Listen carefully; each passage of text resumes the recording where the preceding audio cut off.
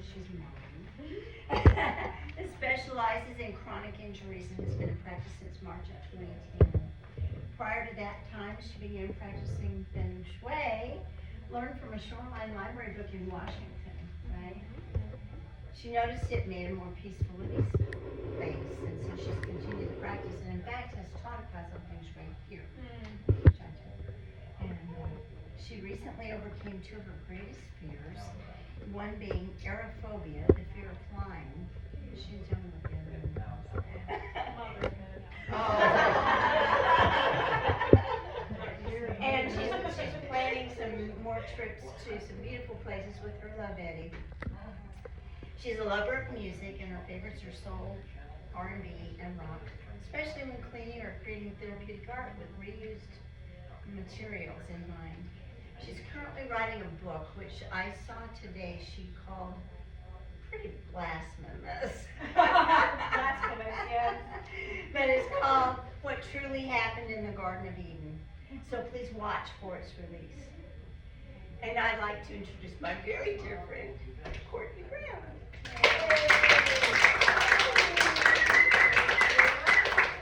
Thank you. Can I use this? I guess I could.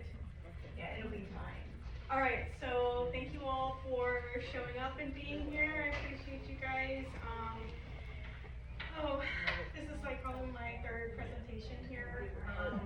And I just love this place, and I love the space that they created here. Because I don't think I could like even talk about this subject. I don't think anywhere else that I can even do. So I appreciate the Center of Light for being here, and I hope for more success in the future. So I know it says my spiritual journey on the flyer, but here's the whole title. It's very long. It's How Secularism Can Create Utopia. What is secularism, and how accepting the human experience enhances spirituality and our quality of life. So I am spiritual, but also secular.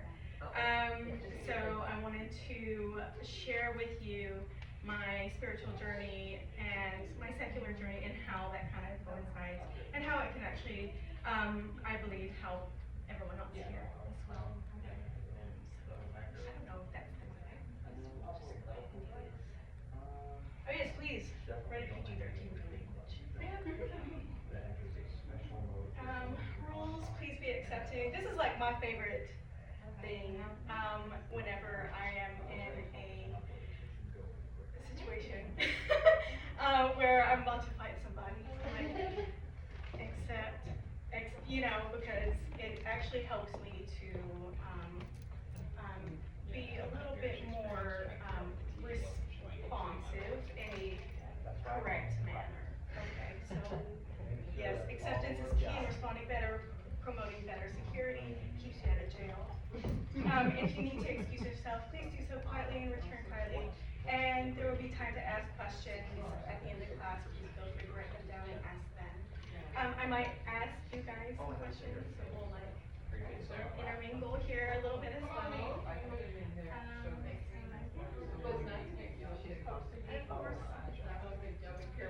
The purpose of this presentation is to offer insight in how to find real magic in the world.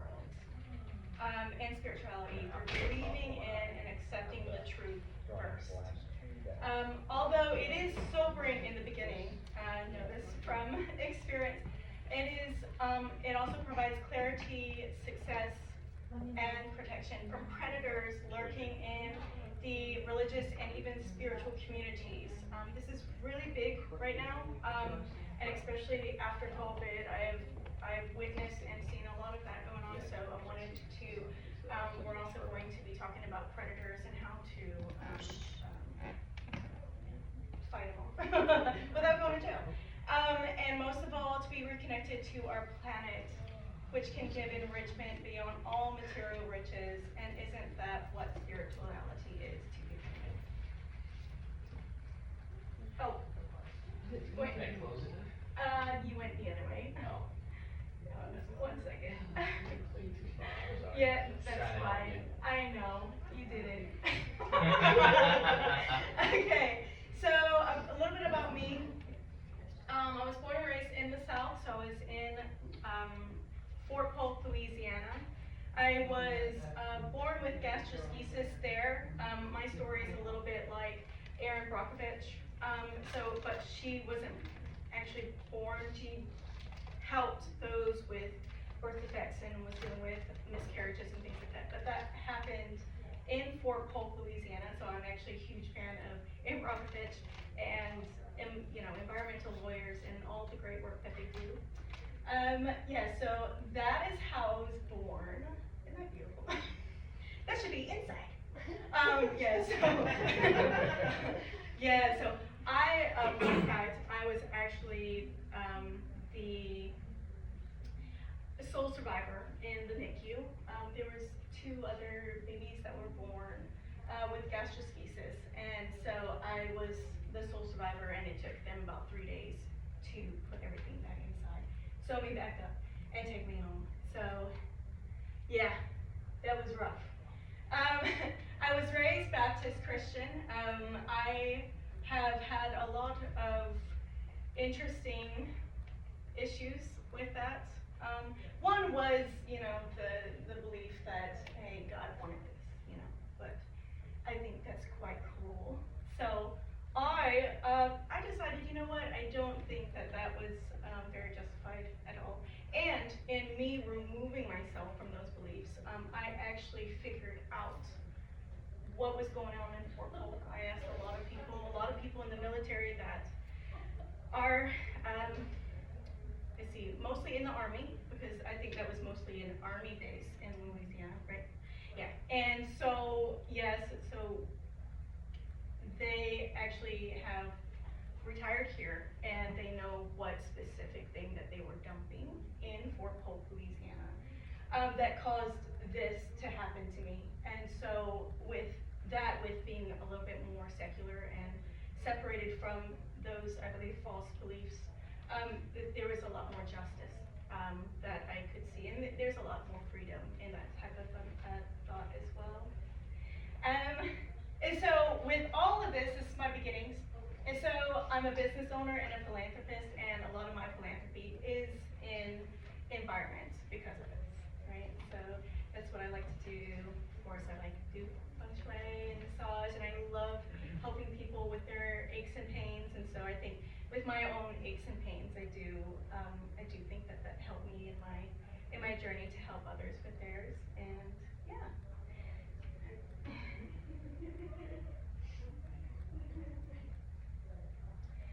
Okay. So, secularism is basically seeing with your eyes, hearing with your ears. And it is essentially your freedom to think. We're gonna talk about 1 Timothy 2:12. We're gonna use that as an example today. And it says, I do not permit a woman to teach or to assume authority over a man. She must be quiet. Okay.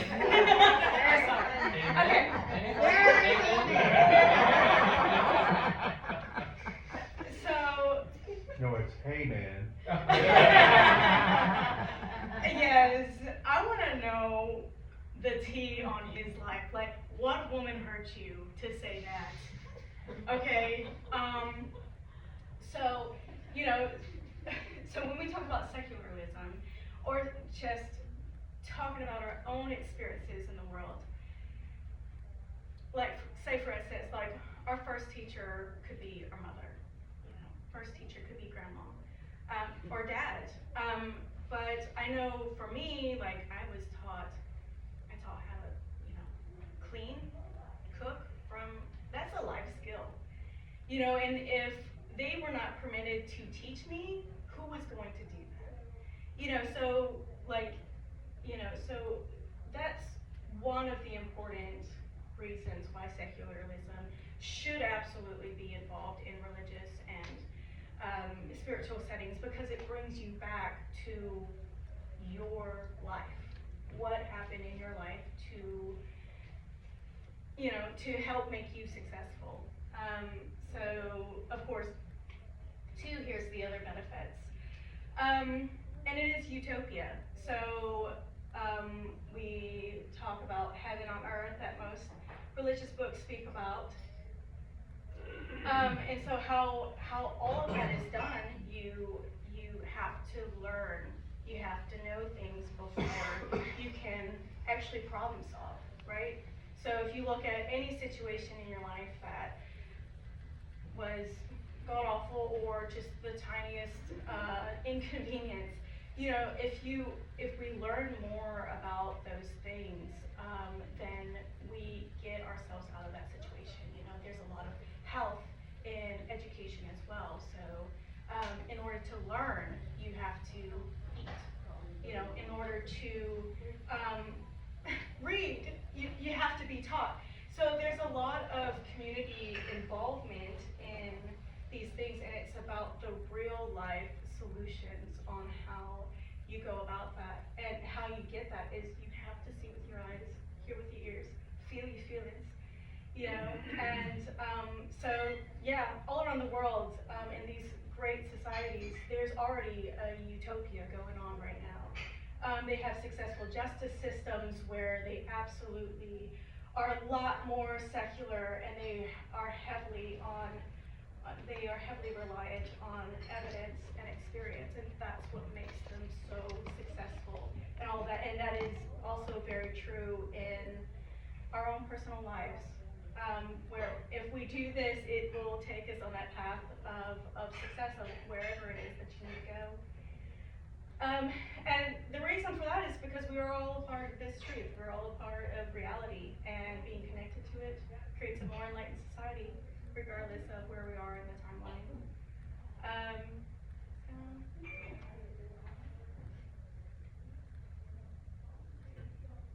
Okay, I made this. I hope you guys like it. You're getting sleepy. Yeah. Give me money, no. So you know, of course we see the all-seeing eye up top, but then there's an all-seeing eye in the secular world as well. So this is sort of like just an example of what I was talking about, where you know, you believe in your truth and the experiences, your evidence. I mean, just all the things first, and then you keep continuing down that path, and then that's where a lot of people, my own experience as well, have found justice. They found miracles, they found the magic, they found real spirituality and connection to this world, which is beautiful. And that's where they also have explained where they actually found the real life God that they some didn't even know was even a possibility until then. So I do think that some things in the secular world, we miss out on our experiences as a part of acceptance, right? So like our spiritual experiences that is a part of us, you know. And so I think that we should definitely give the honor that it deserves, and to embrace that even if we can't explain it, right? Yeah, so anyways, I made that. It's excited to share that with you. Hope you like it. This is my favorite. Okay, I'm gonna let you see this. I like that guy. Oh, he's great. Oh, Lord have mercy. Hold on 1 second. Are you serious right now? Oh, that's up on 100. Is. Oh, please. It stopped. It might be because it's within Merlin, this is what I've been asking, right? Is that okay? Let's assume you're Merlin for a moment. Merlin, what was there before nothing? We don't know. Right, so It's here's my okay to point. not know. That's the whole point of science. Yeah, but The that's- whole point of science is that's go where why- you don't know the answer. That's why I believe in God, because there has to be a superior thing out there which can answer that question. The human brain cannot answer it, because they can't, because nobody knows the answer. Therefore, there has to be, does there not, logically, a superior thing which can answer that question. Yeah, so that's not an invocation of logic. That's an invocation of what philosophers have historically called the God of the gaps. The God of the gaps is, you look at where science has yet to tread, where science has yet to figure out, and you say, wow, that's mysterious, I don't know how that works. God must have done it. And by the way, for you to feel this way, there's a long, storied history of people thinking this way. Let's go back to AD 150, Claudius Ptolemy, brilliant Alexandrian mathematician, polymath. He wrote in the margin of one of his greatest works, he said, after looking at the planets going back and forth, not fully understanding why they did this, and he writes, when I trace at my pleasure the windings to and fro of the heavenly bodies, I no longer touch earth with my feet. I stand in the presence of Zeus himself and take my fill of ambrosia. He was feeling it, okay? He's invoking religion. It's a beautiful, it's one of my favorite quotes ever, by the way, because it's so honest, Yeah. and so mysterious, and so curious. And what I'm saying here is, he did not understand the planets, and he invokes deity to help him out. That's what you just did, but on a different frontier, because we know why the planets go back and forth. Newton got that figured out, and Kepler. So if, to you, God is where science has yet to tread, Yeah. then God is an ever-receding pocket of scientific ignorance.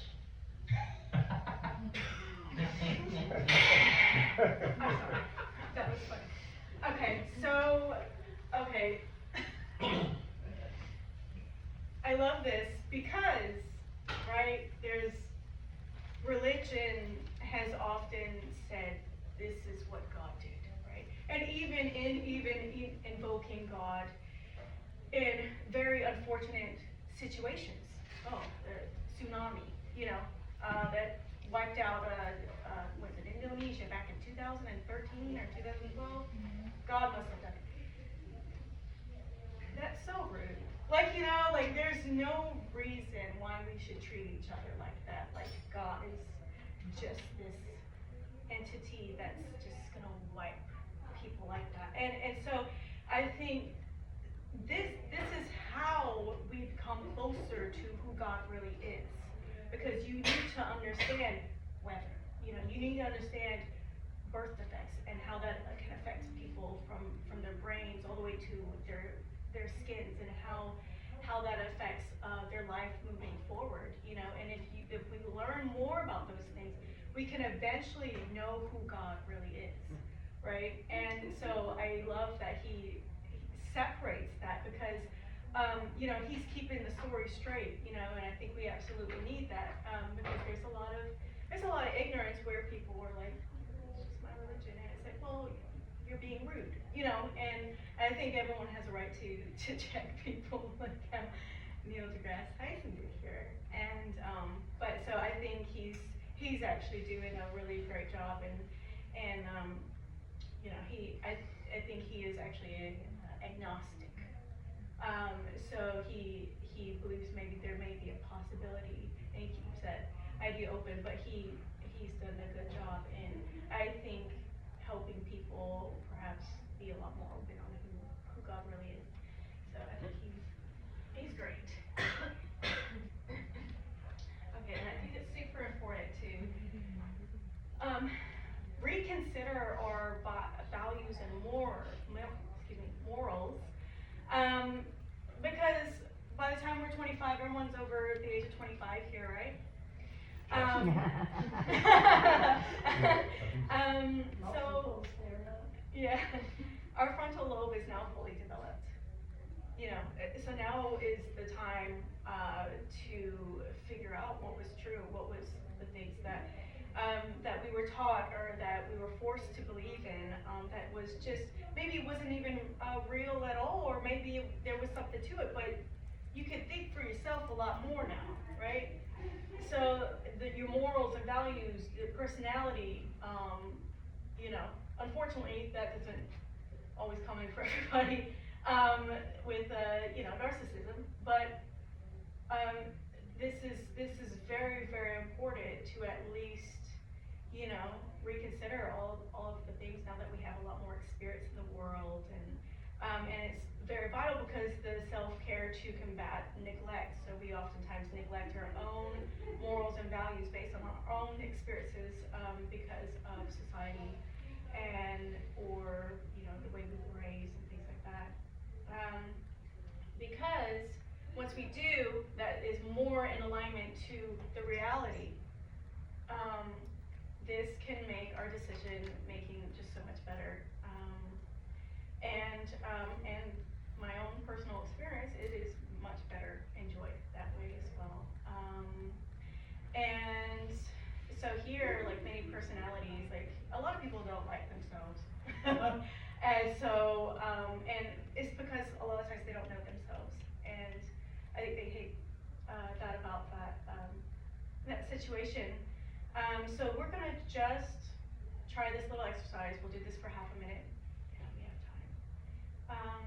This is sort of a meditation practice that I do as well. But I want you to focus on, just close your eyes for a second, and focus on accepting yourself entirely. All the good, bad, ugly, all those mistakes, all the good times, everything.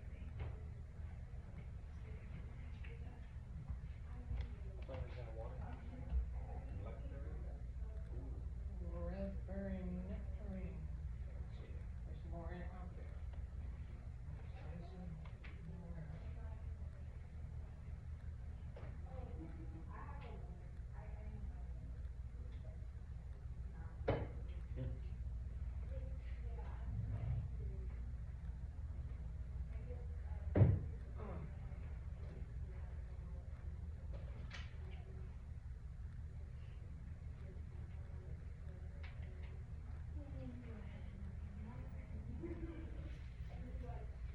Hell is a lie. So I forgot this was right after that. How did y'all feel? I agree. I totally Totally agree. I was talking about meditation, I'm sorry, but yes, that's good that you also agree with that. Yeah, that meditation I do feel whenever I'm overwhelmed, and that Thank you, really. I needed that. You're welcome. It's okay. Yeah, I love that one. Okay, so here's how I found out that hell is a lie. And not just the DMV, I know that's real, but so I'll give you an example. I'll take the worst situation that I felt was the worst project to ever be a part of was to help the homeless situation, right? So we had to figure out how to help people, right? So we had people that did not have medication, they had to travel everywhere to use the bathroom, to wash their clothes, to just normal us, what we do on a daily basis that we take advantage of. We've got 4 walls and a lock on the door, right? So they don't have those things. And so it is perpetual hell because you're also combating the elements outside. We are Homo sapiens, not Neanderthals, where, we're more inside people, not outside people, right? And they can't survive outside like that. So how we identify those things is you have to pay attention to do that. You cannot neglect any of the situation that they're in, right? And so you have to be extremely knowledgeable, and you listen to these people and you see what they're going through and all that, and it's extremely traumatic. Actually, it was one of the most traumatic things that I had to work on, and that was hell. That was the worst type of hell I've ever seen in my life on planet Earth. And the answer was not hell. That was not the answer. That was the problem, was they was in it. The answer was to help to figure out what's going on, to connect them with people that's going to give them their medication, to help them get into a home, which was one of the best, is the number one thing that they need. And so it's, you know, hell, it was identified as, you know, the solution to bad, you know, but no, you go see the bad and you say, no, hell is not the solution, that was the problem. And so if we're gonna be talking about an almighty, you know, who knows everything, that's not what's gonna happen. That would be an incorrect, you know, point of view. Like that's not what's gonna happen if someone knew better. That would not be the answer whatsoever. So just to use that as an example, and being raised Baptist, which apparently Christ was Jewish, and so that means he abided by the Torah, which in the Torah, hell was a bathhouse, y'all, and a laundromat to cleanse our souls to get to heaven, right? Where did Dante's Inferno come from, you know? So apparently Dante's Inferno, that whole situation, that didn't happen until I believe the Dark Ages. And so that's when people were really hurting one another. And so that, for some reason, I mean, you're looking at micro wars all across Europe. They're not gonna be thinking straight. You know what I mean? So it would make sense that they kept up with the perpetual hell, because they were also like in perpetual hell with wars and famine and just burning women, you know. And so they would not have, I believe, not had the time to sit there and think about what they actually believed. I think that's why it was so perpetuated for a really long time. But yeah, Jesus being Jewish, that hell, he didn't even believe in that hell. So that was another situation that I found fascinating. So actually, this is what hell looked like to them.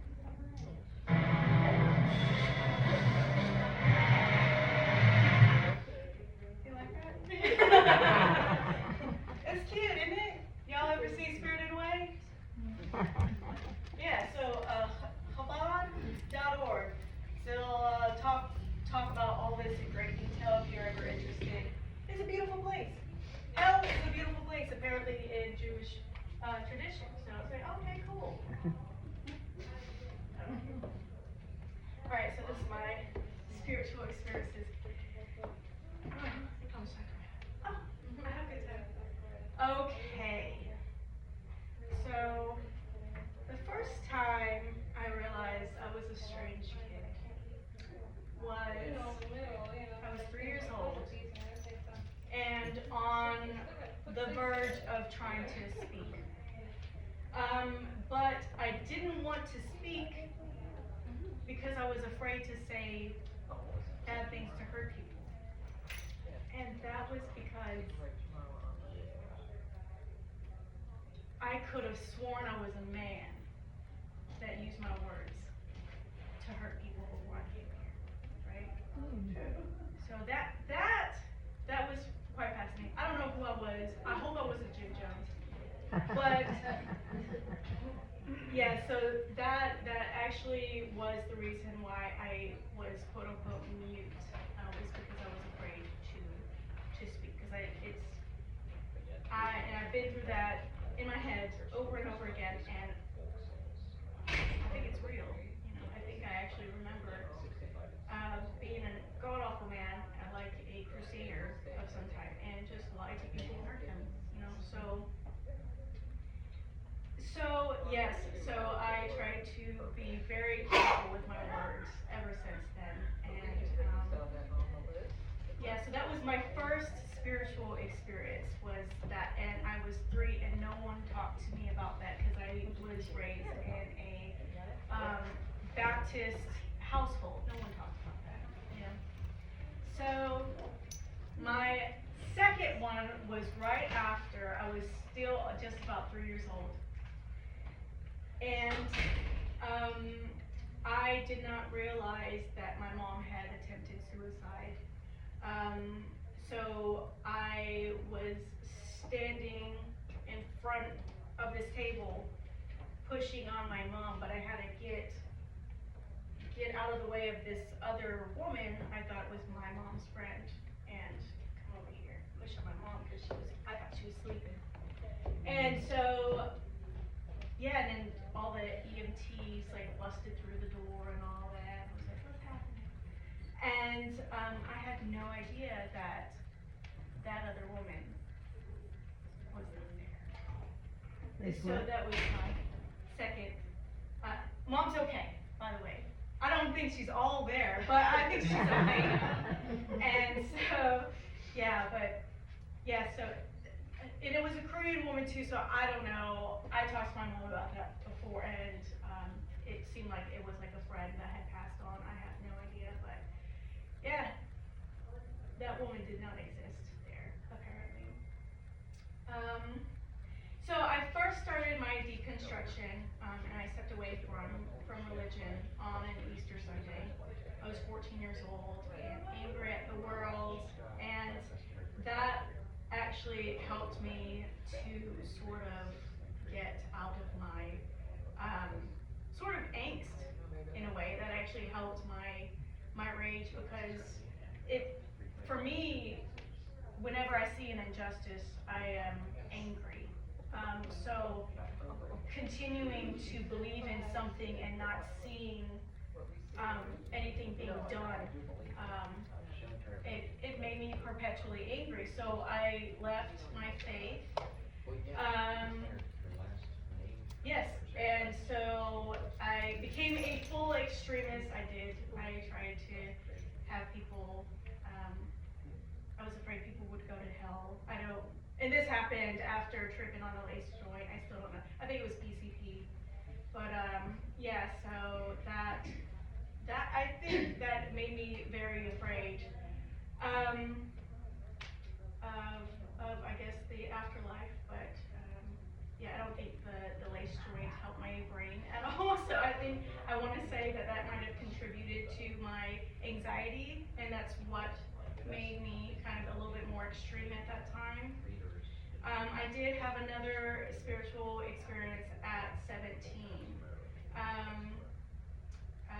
There was a bright light that came out of the sky, and all of a sudden we felt peace. And I don't know what it was, but I want to say that it was possibly God.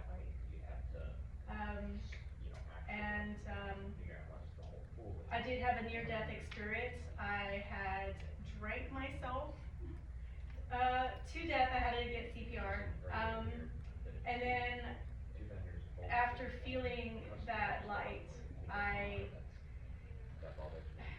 really did feel that whether or not I believed in whatever it may be, it would be there after I really passed, right? So I made the decision to leave my faith because I have to live. I have to live for myself, and it was going to be there whether or not I believed in it or not, whatever that it may be. Because we don't really know. I did start studying all the faiths at 19. I was in the Shoreline Library, and that helped me to really see all the religions for what they really are, and it's just documented through the ancestors and all that stuff. And I tried every single one of them, except for Scientology. Scientology, it will hypnotize you. I'm not even joking. So I would highly recommend not reading the first few paragraphs of the Scientology book, because yeah, I swear to God, it does hypnotize you. So I'm good on that. And so here's one of the other ones that I believe has really helped me to be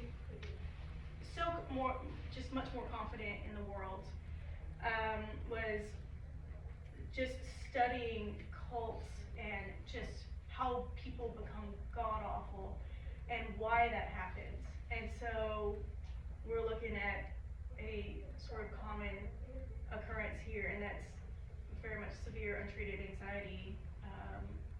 And so we're gonna learn a little bit about that, because I think that's gonna really help a lot of people's experiences here on this planet as well. With orange Cheetos. Or I gave a blue one. Okay, so I know I stole. your anxiety is a lying ass hoe. One set of. Can we just say that together? Amen. Hallelujah. Yes. Thank God it's lying to you. You know, how many times have we followed our anxiety into the pits, right? Right?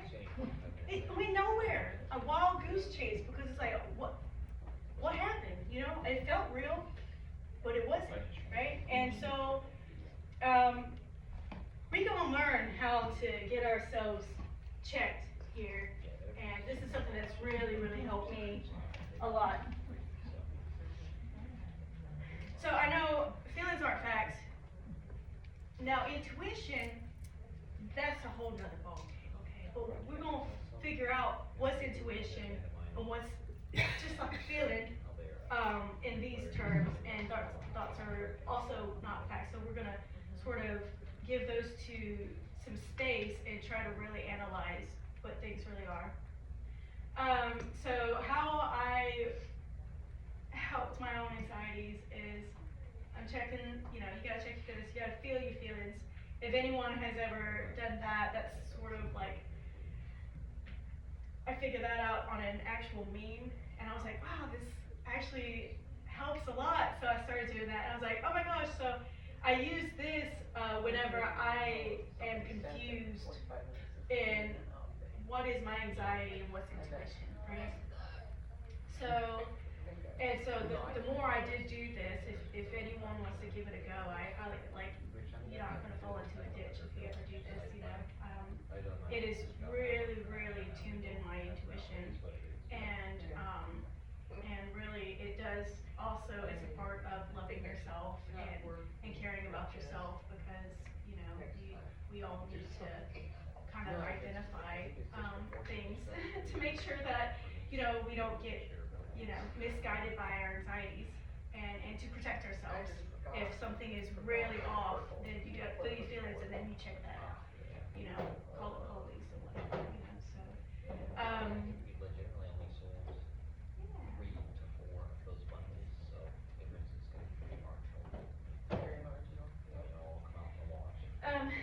I truly and really believe this. So anxiety is the opposite of knowledge, because it doesn't know.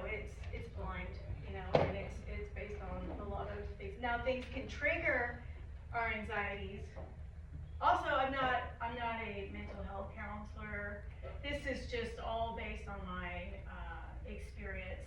So, but yeah, so I have found that to defeat my anxiety, whatever it may be, I would just learn everything about whatever it is that I'm so anxious about, and that has helped me with my aerophobia. It's helped me with, Lord have mercy, just now trying to get that set up. You know, we learned a lot before getting that. Anyways, yeah. So yeah, if that helps anyone at all, just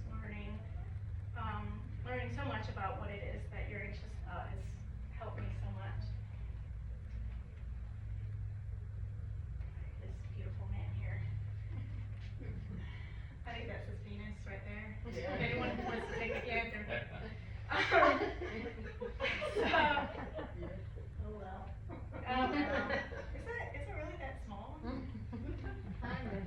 That kind of art that in that era. Look at the David. David too? The most famous statue ever. Oh, poor guy. I'm just joking. I'm sorry. Okay. So yes, this comes from the narcissism. From what I've studied, the worst type of anxiety disorder that I've studied and unfortunately have been a witness to, comes from this group on here.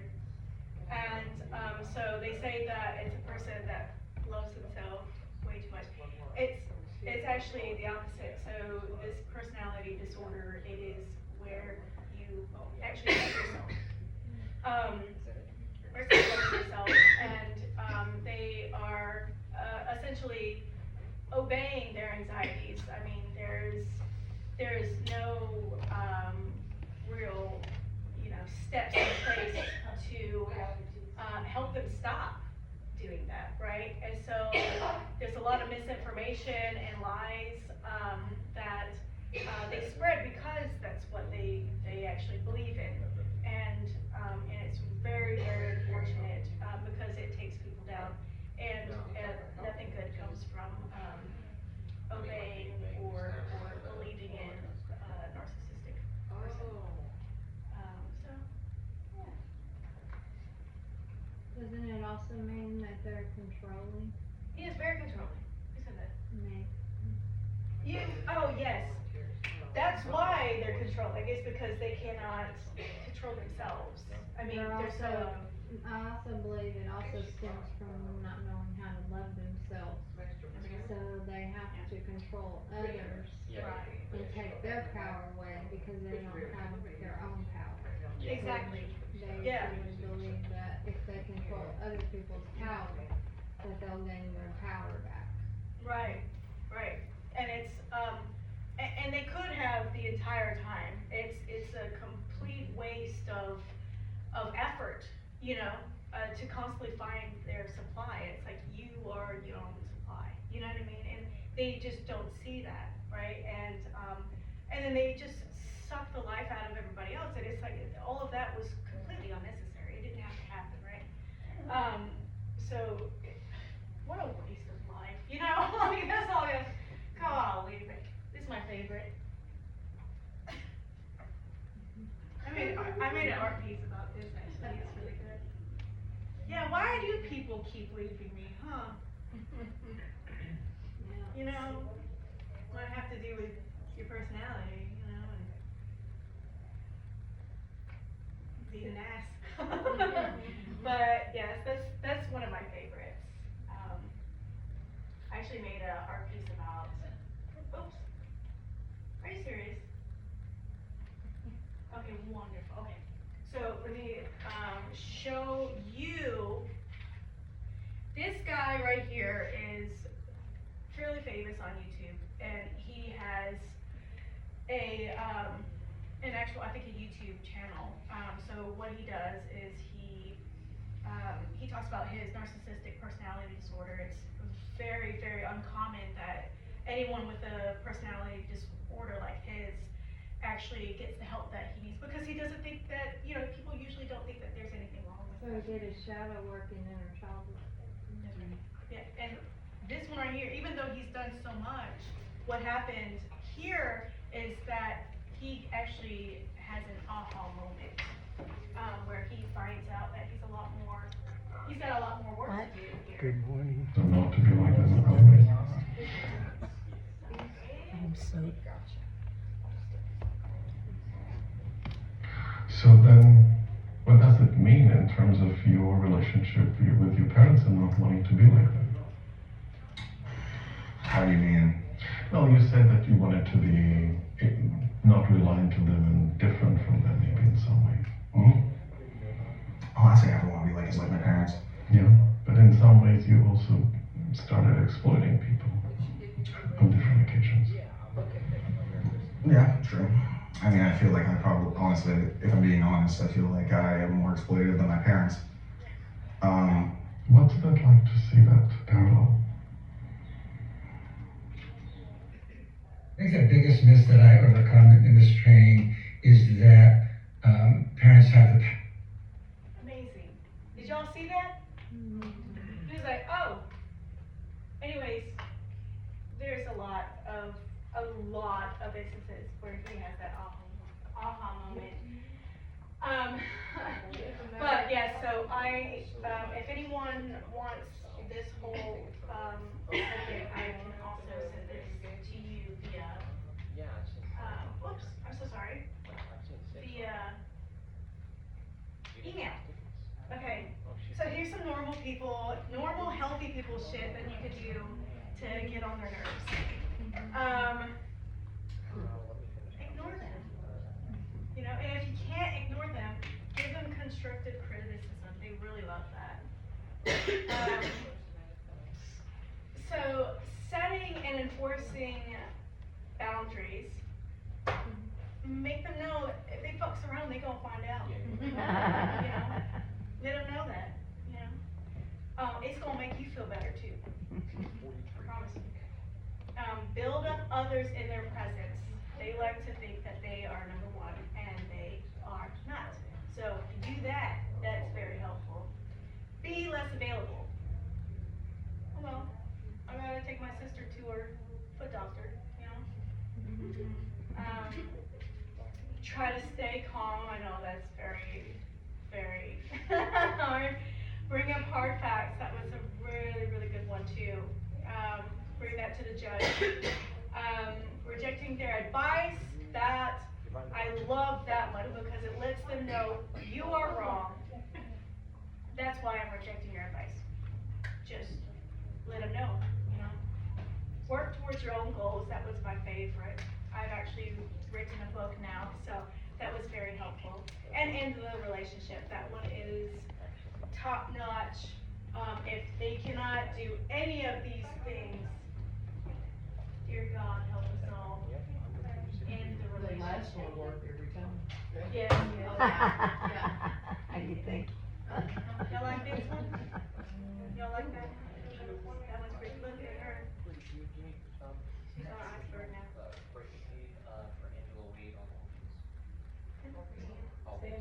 Yay! Amazing. This is you after. Yeah. Break them eggs, girl. So There the you old go. saying of walking on eggshells around people is what you're putting out there. Yes. Break them. Break all of them.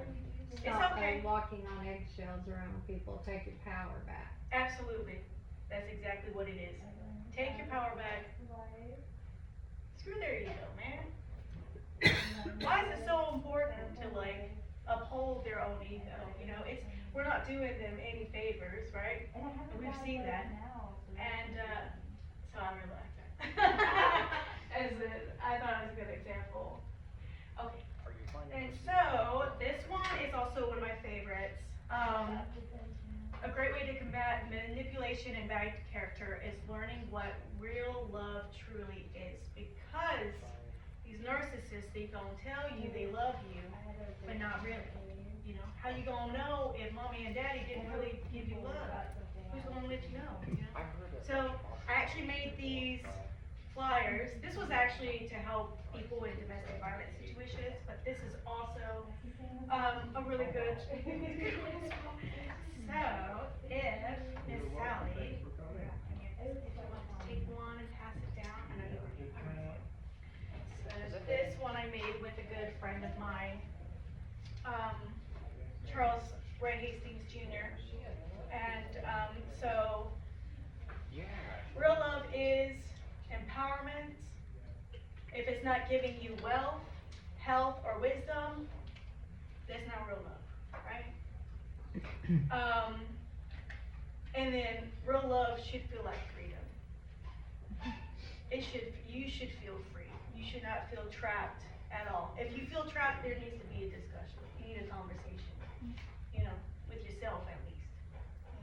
So, yeah, so I really, that's one of my favorite pieces, just because, you know, sometimes it takes people a really long time to figure this out. Yeah.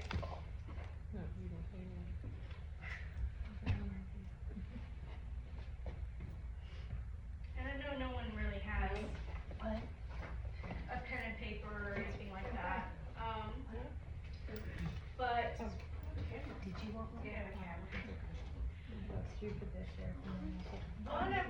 favorite things, whenever I was doing my spiritual practices was writing in my notebook. And so I did something I like to call imagination therapy. And where you create a short story about yourself. It could be like a sentence. It could be like a paragraph, like 3 sentences if you wanted to. And so this really helped me because being an anxious person, like I didn't realize I was being run by my own anxiety and my own anxious thoughts that had still seriously nothing to do with reality. It's all a lie anyways. So why not lie to yourself in a positive way, you know? But you're not really lying to yourself, it's all your imagination, so why not see what you need to see, you know? So one of the first things that I wrote that was like so small was, imagine that I am happy, you know? Or imagine I am free, and giving yourself that scenario, because sometimes it's really difficult to think of when you're in chaos, you know. Saltwater cleanses. Apparently, we all came from salt water, so I don't know why this works, but everything just feels so much better.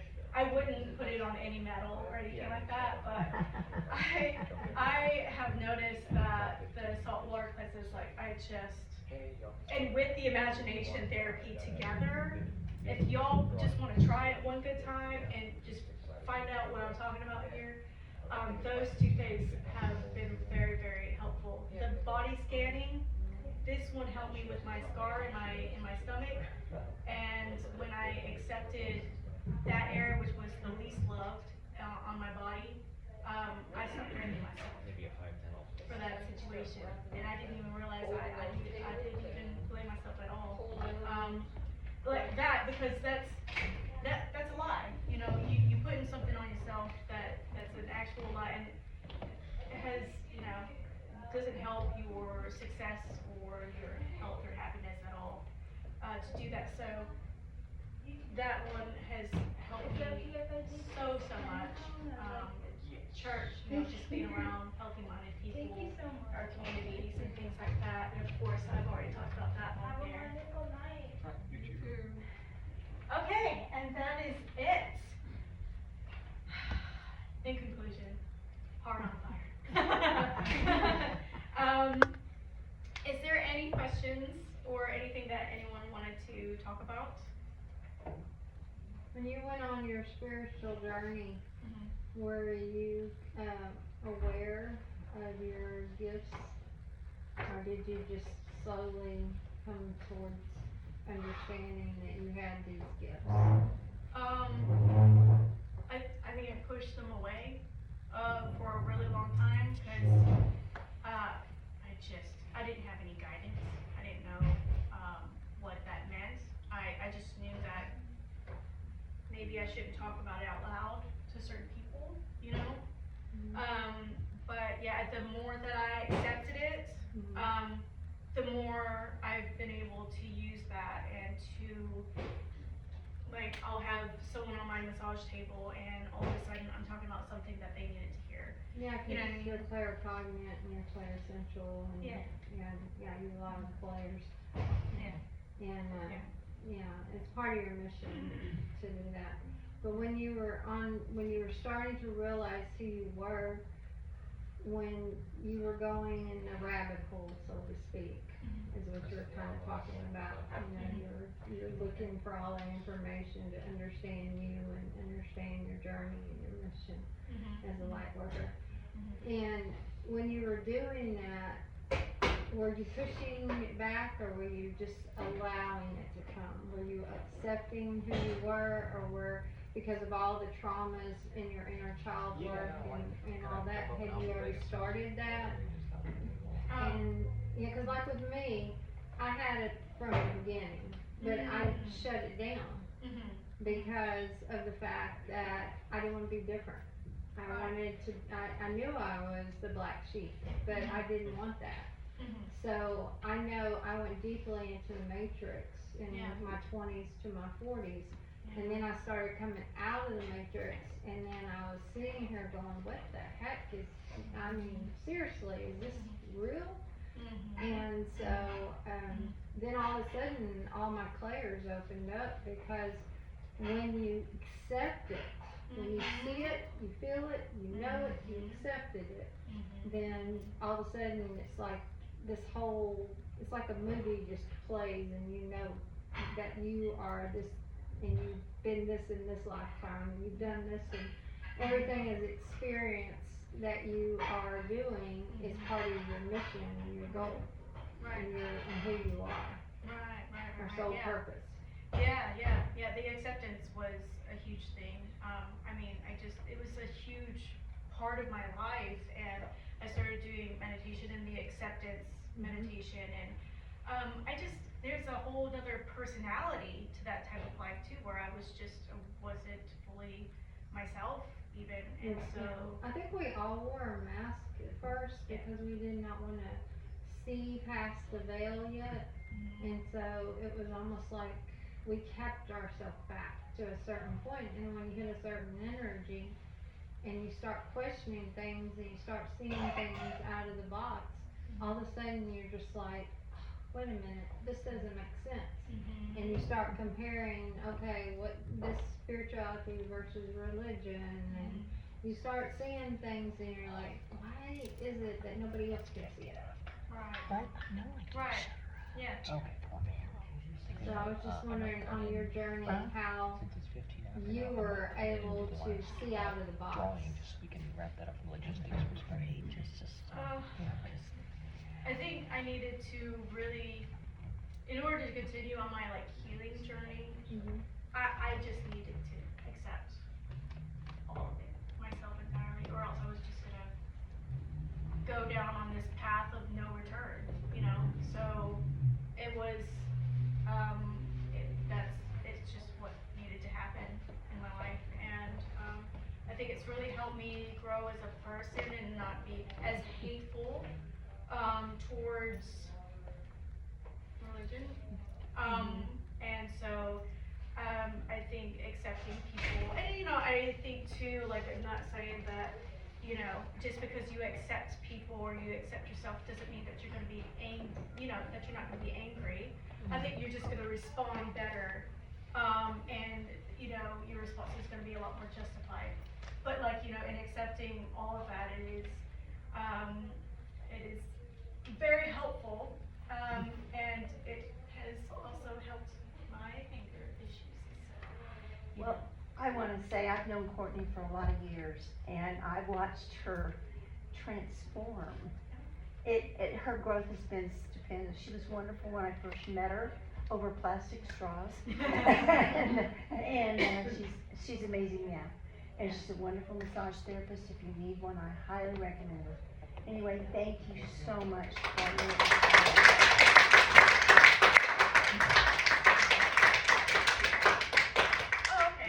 Before you all get out of here, let's just check out one last drawing for some door prizes. Yay. Oh, okay.